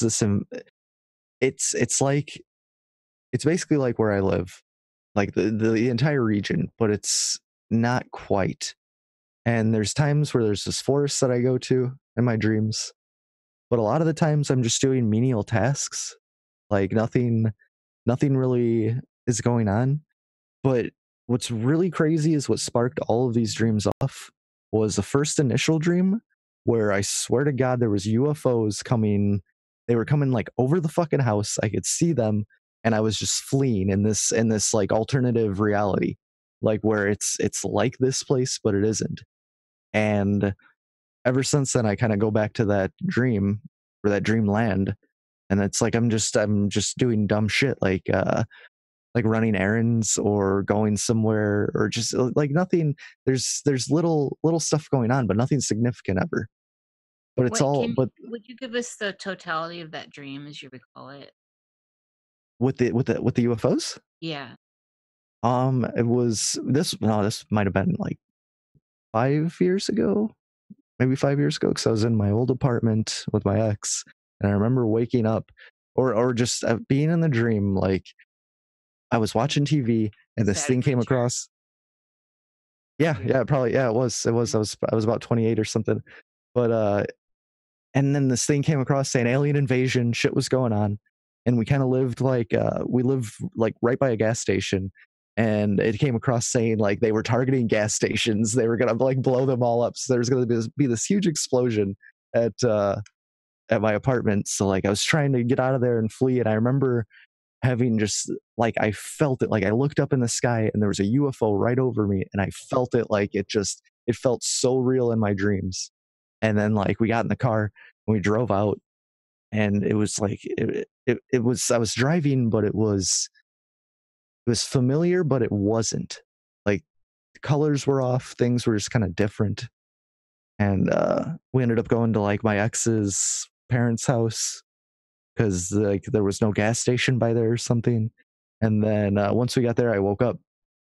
But the familiarity of that drive, because it's like I experienced the whole drive up there, and things were different. Like that world I go back to, but I've never seen UFOs in it again in a dream or anything. But just that color and that feeling, it's a feeling that I get. It's Mhm. it's weird. That's fascinating. This is fascinating. And do you recall what the craft looked like? It's just a saucer. Like it So was it's just like nothing. classic. Yeah, the classic saucer, like Billy Meyer shit. Uh-huh. Interesting. And so, and this again had that pretty lucid feel that you were having a heavy sensate experience with hmm it. Yeah, definitely. No, yeah, it felt very, very real. Like I just remember looking up and feeling that, like just feeling the presence of that craft over me. It was weird. And when you came back and were thinking about it, what was the feeling then? Um, I mean, really nothing. It was just, I was just like, man, that was a fucked up dream. Like that was my Yes, whole. wake and bake. Yeah, pretty much. It was like, oh, that Dude, was crazy. Like, yeah, that's there's interesting. It's significant, and I can certainly see why too. So that's interesting. Have you had other dreams that maybe feature UFOs or other nope. world? That This was was the no, one. that was the only one. The only one. I've had dreams where like I've flown and stuff, but my flying's really broken in dreams. Like I have to doggy paddle in the sky to get going. Like it's rough. It's rough flying in my dreams. Wait. You doggy paddle? Like Oh, I get the couple flying dreams I have had. I have to get a running start, and then like I feel like I could just start paddling really fast, and then I'm just like swimming through the air almost. Like it's janky flying. It's not fun. It's a lot of work. so you actually don't enjoy it when you're flying? I mean, it's no, it's awesome, but it's just like, man, I just wish I could just take off. Yeah. And is it always this doggy paddle Yeah, style? the couple times I have had it, it's always been like that, like swimming. It's like I'm Yeah. trying to swim through the air. Well, that's significant too. Is so do you have any details around these couple times? What else was going on in those dreams? Nope, I just have that's all I remember from those dreams. Just because the experience and the sensation felt cool, and that kind of stuck with me. Like I don't remember whole dreams or why situations happen, but like another one I remember where like I was in a fight, but I couldn't throw a punch. Like it was so hard. Like it was like I was underwater trying to throw a punch. So I don't know Mm. what the significance behind that is. See, now the water stuff's coming out. Oh yeah, now that you mention it, I guess that is water Always stuff. leading It's not. somewhere. It's the feeling of water, but not actual water being in the dream. Yeah, but I don't need to give that away. It has to come natural. Yeah, I don't. It just here it is. So that the punch dream, is there more to it than that? It felt like you're punching kind of water or liquid. Yeah, like I couldn't give a full power punch for the life of me. It was just these terrible punches. And then let's come back to space. At this point, in waking life where we are now, what do you think space is? I don't know. It's a huge, vast emptiness of nothing that we're not meant to go out to. We're just it's the background program just running or something. I don't know. I don't know what it is. Well, why do you say we're not meant to go out to? I mean, we're not designed to be in space, so why should we go out there? I mean, we can't breathe. Oh, well, who even knows? We can't fly. That right there tells me that we need to stay on the ground. We would have been given wings if we were meant to do that kind of shit. Freaking Icarus stuff. I don't know. So in this query here, if so back to the reality is a dream. Everything's a dream. This is all the dreaming, right? Okay. And so then if we ground that into the other side of the brain that says consequence, that okay, you wanna come at me with this is all a dream? Well, I'm gonna slap you and you're gonna feel that. What's your sense of, and this is a ponder, and you don't even have to agree that this is all a dream. What's your sense of that? You've certainly experienced cause and effect in your life. Uh, what's your sense of that? Are there real world consequences? How real is reality? Oh, I totally think there's real world consequences. Like if you hit somebody, you're gonna get hit back. I mean, it's immediate. I definitely do think that, but who knows? Maybe when we die, we just wake up in another dream. I don't know. Right, or it's just another in-game experience. Yeah. No, but yeah, your character in any of these games comes up against something that's got more power or points. Yeah. And you fuck with it, you're gonna die. Well, there's just something about the physics and the reality of the base reality we all experience. There's something that makes it tangible. Maybe that is pain or some sort of sense that we have in this state of consciousness. Like I don't know. All right, well let's ponder this into where the gaming industry is going that we know. So we've got the virtual reality experience right now that anyone can have in their house right now. Yep. And Oculus Rift, everyone's on board with this. So it's not sci-fi. And the experiences are getting more real, and there's plenty of high-end gaming out there that's for the privileged, where you can, and also the experiments and the gamers that are developing these things, where they're hooking up neurotransmitters and a neural net to affect everything. So all your sensate stuff that makes it even more real. Is it possible at some point, and again, this is a ponder, is it possible at some point we went down this road? Oh, totally. I mean, for all we know, our reality could be something somebody's sitting at and manifesting right now.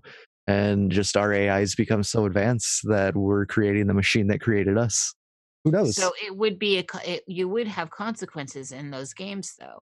If someone's slapping you, you've got the neural net around you. You're going to feel it. If they kill you, you die in the game. Yeah. Yeah. No, that's very. I mean, we could all be avatars right now. Who knows? Jerry wants to pop in. I want Jerry to. Nope. No, well, yeah, I think so. I mean, it's hard to tell. We can't really tell, but no, there is no way to tell. There's no. I mean, baseline reality.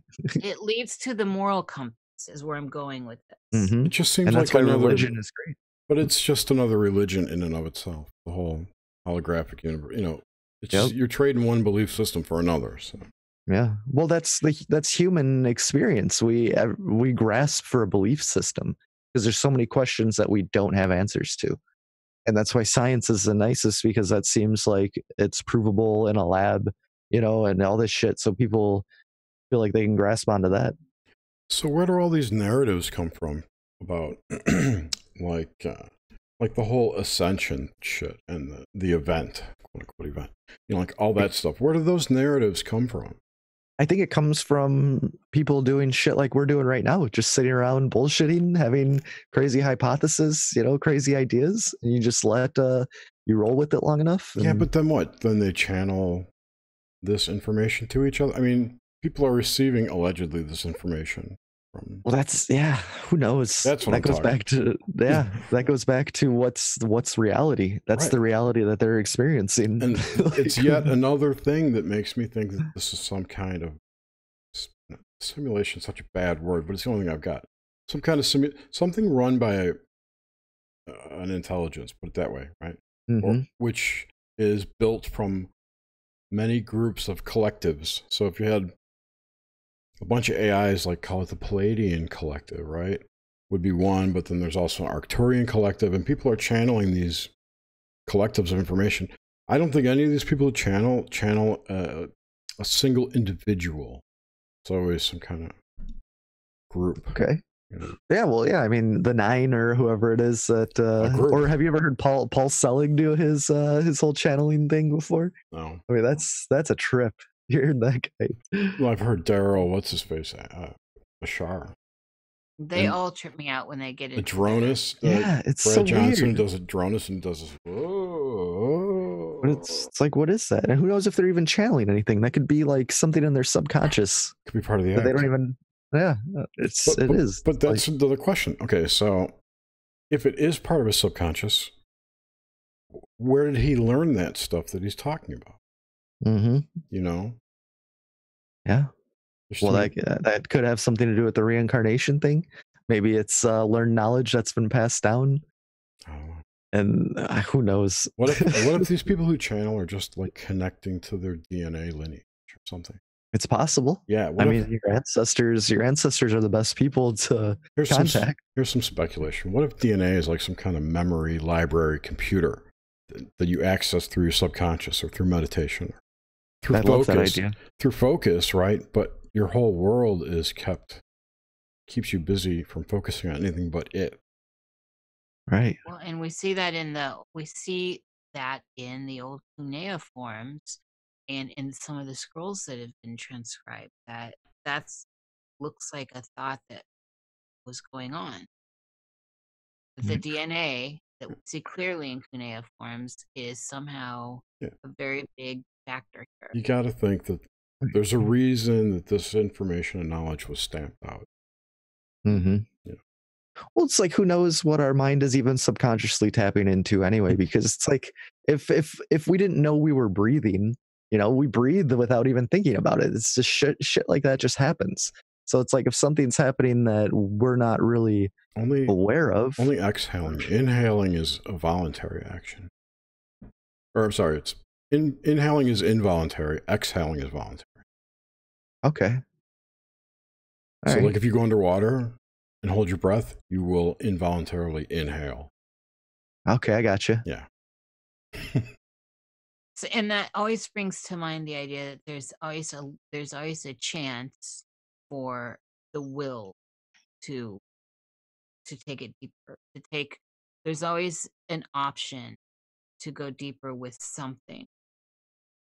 Because there's the habitual thing of the body's cognitive functions. Involuntary. And then involuntary. And then your will to live, mostly we see it in fight or flight, takes over. Yeah.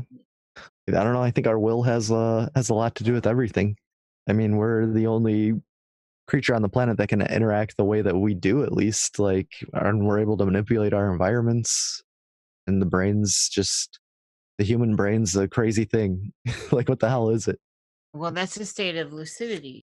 What about, so with all this, we see like in the stories, I only use these religions as an example because so many people in the world are some sort of religious foundation.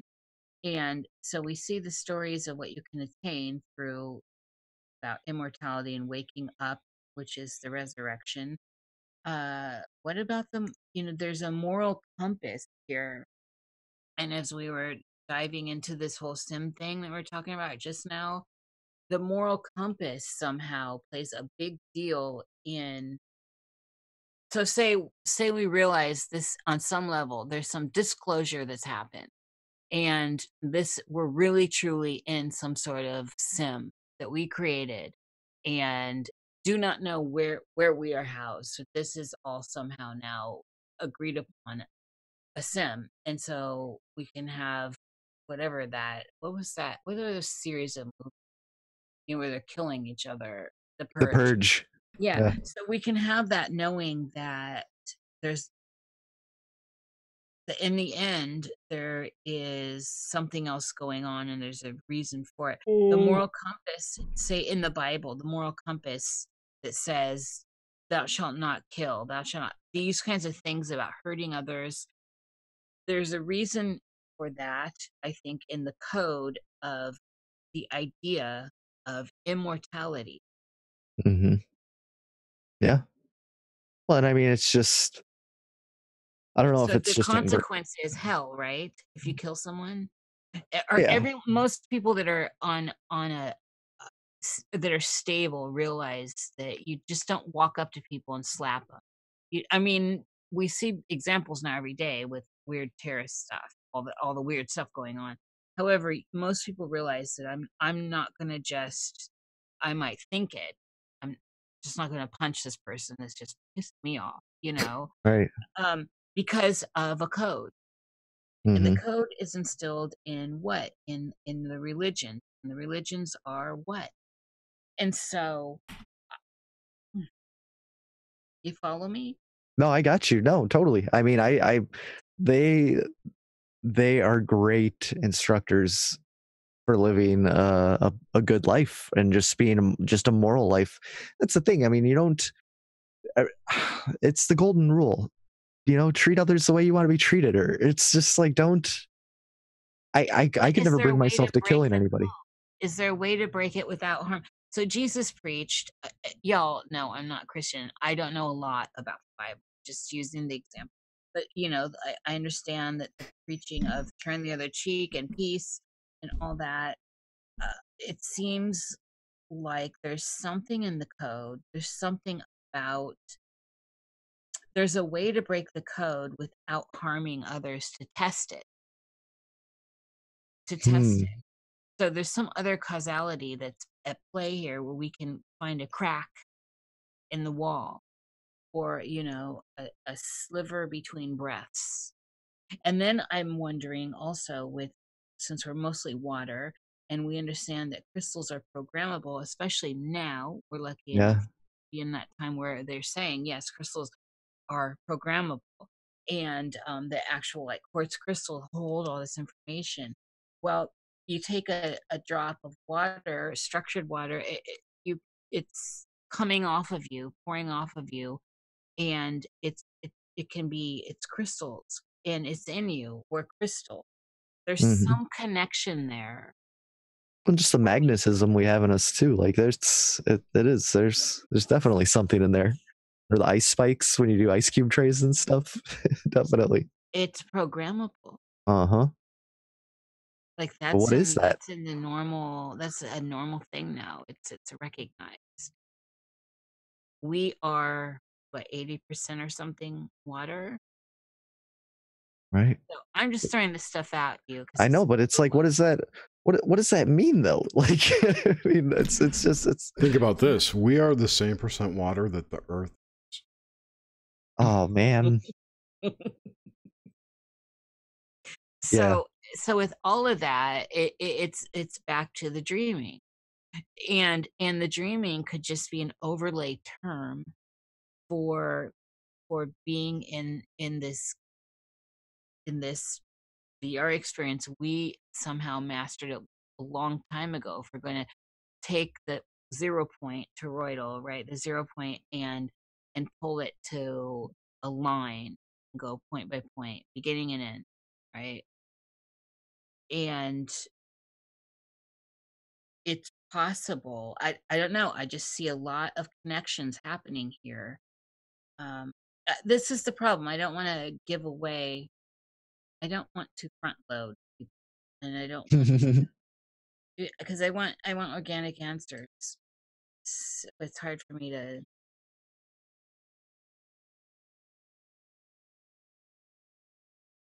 Oh God, to dead air. bring. to bring this idea forth to get you to answer questions to through these ponders. But I think that there's a lot to these codes of religion. I don't think that we have all these written religions, whether rebelling against them or not, that it's all just crazy talk. The mad Arab in the desert, right? Oh, it can't be. It can't be, because up until the past century, people, that's what people have lived by. That's what people have done. They've looked into these books, but it's just in recent times I feel that we're just whitewashing everything and just throwing it out the window. But it seems But like we need isn't part of the whitewash the worship aspect? yeah. Well, that's the biggest thing with Christianity, is they turned it into a business. So it's like that's what Yeah. a lot of people just became completely disenfranchised with it. It's crazy.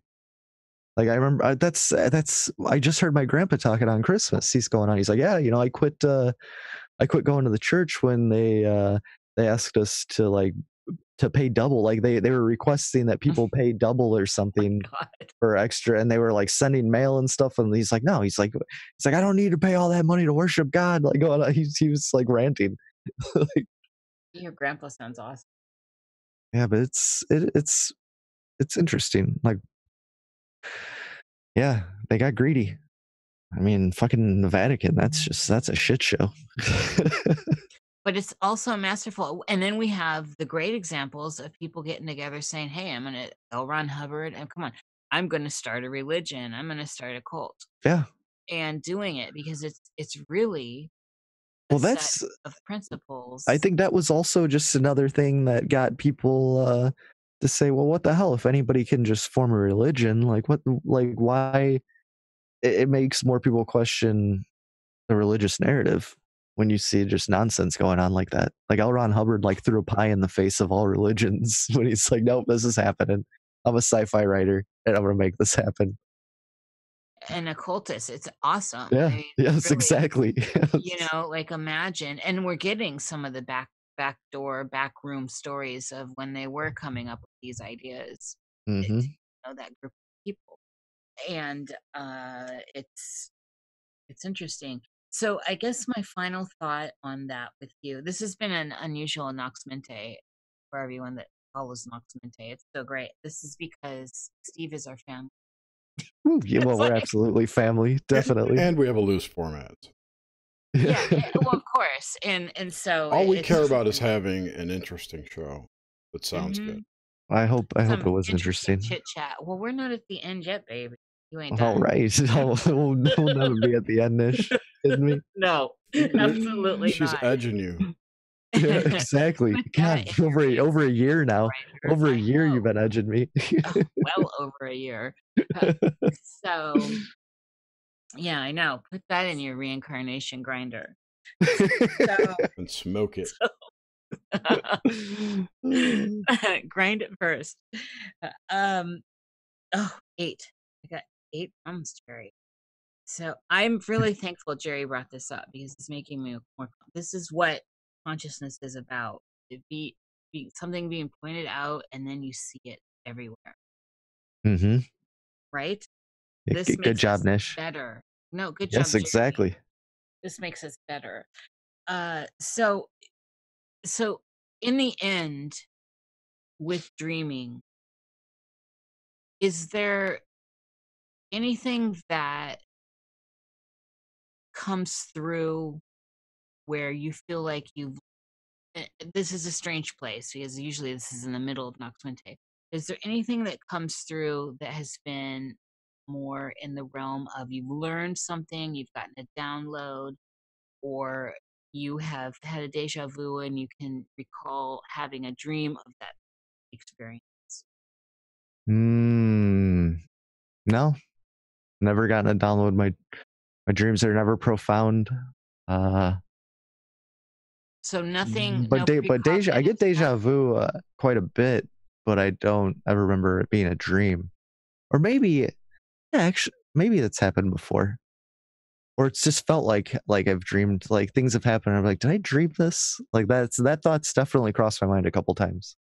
But it's always been like at work or just somewhere where I've never observed it as some kind of profound moment happening.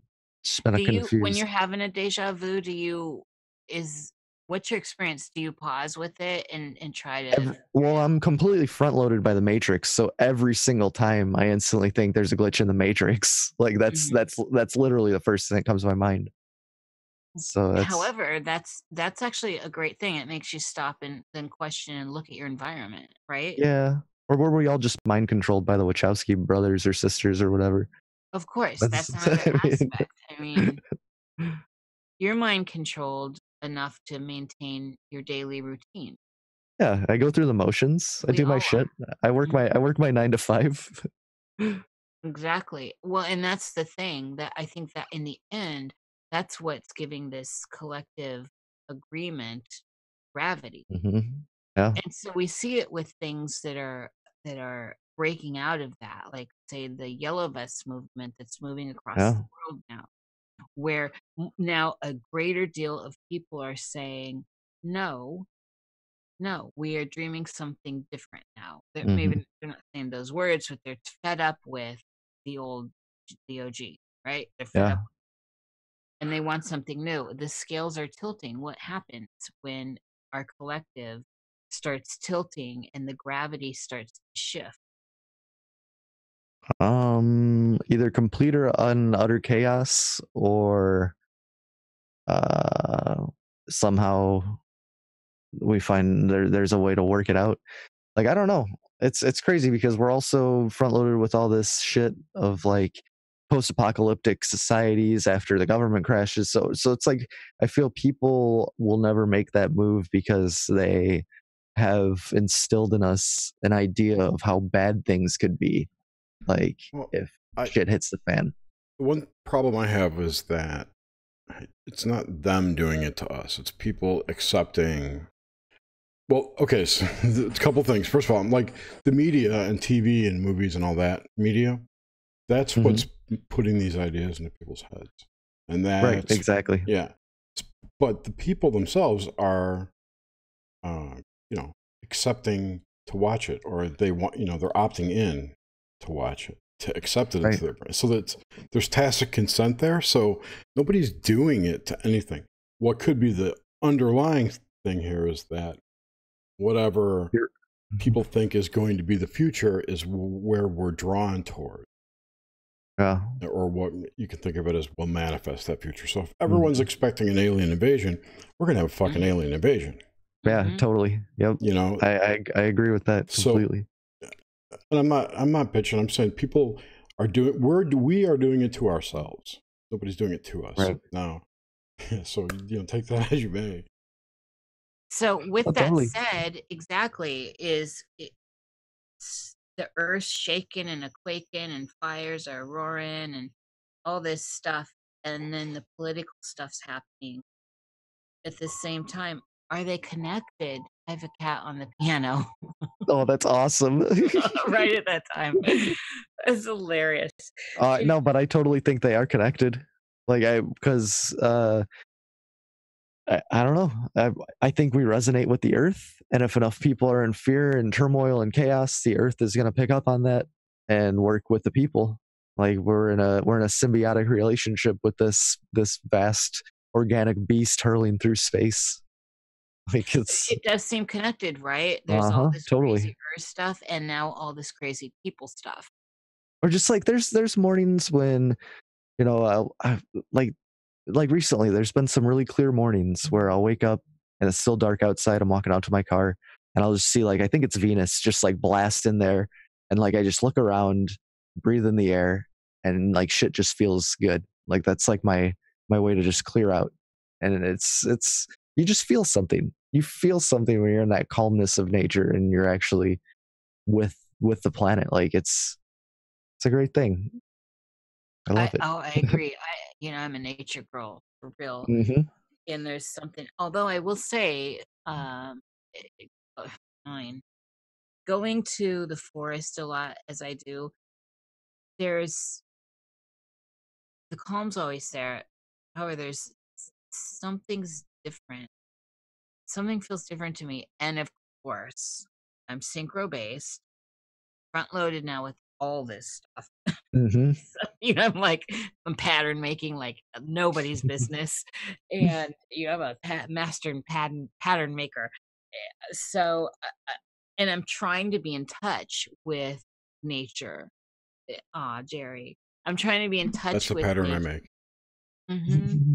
I'm making it too right now, and so, and then we know that my friend Melanie actually brought this up. There's science where the forest the trees release their oils, like pine trees and Mm-hmm. stuff, and they're all under 8 feet and under.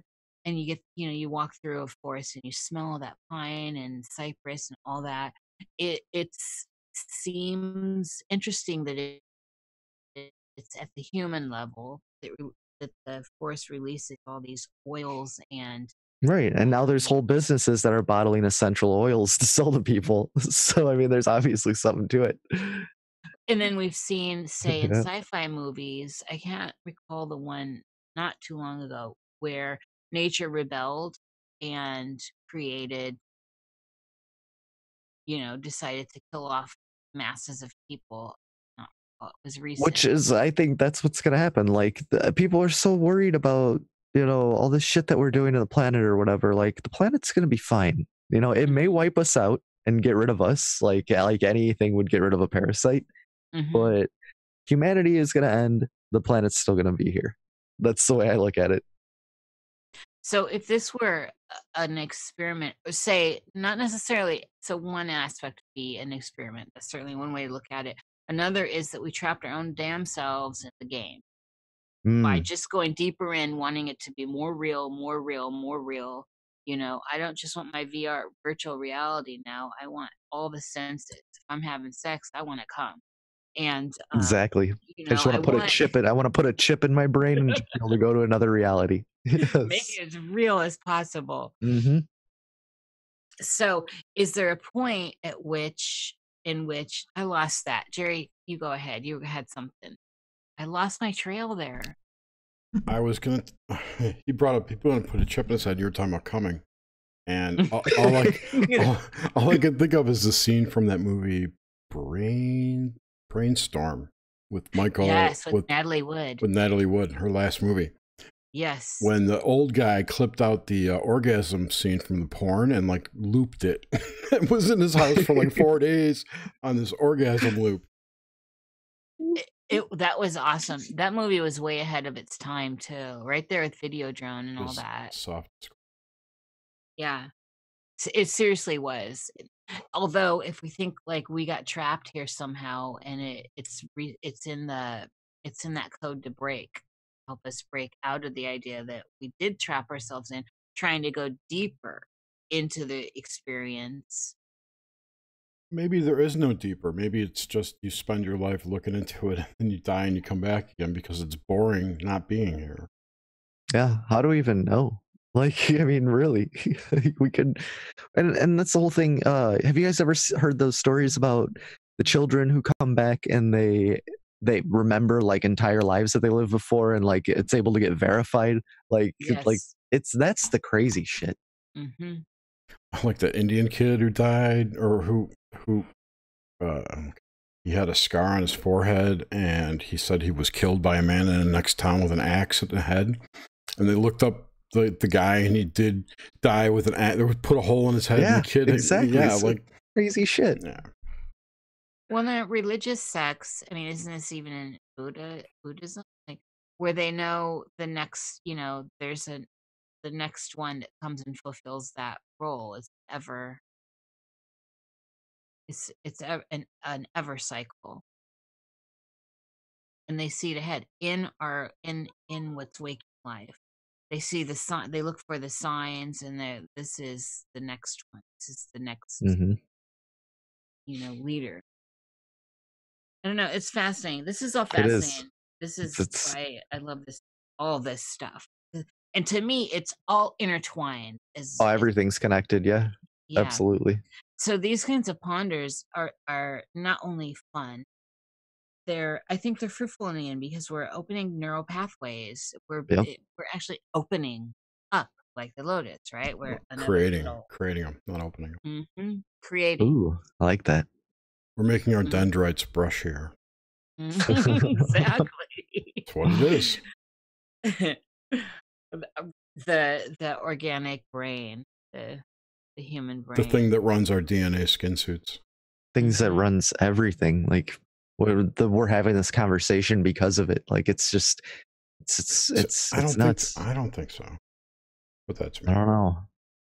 I mean, we're experiencing the base reality. Well, our consciousness is, but our body Yeah. is just an interpreter of energy and sensory, sensory sensations. I think the brain just manages all that and interfaces between our consciousness and the physical form.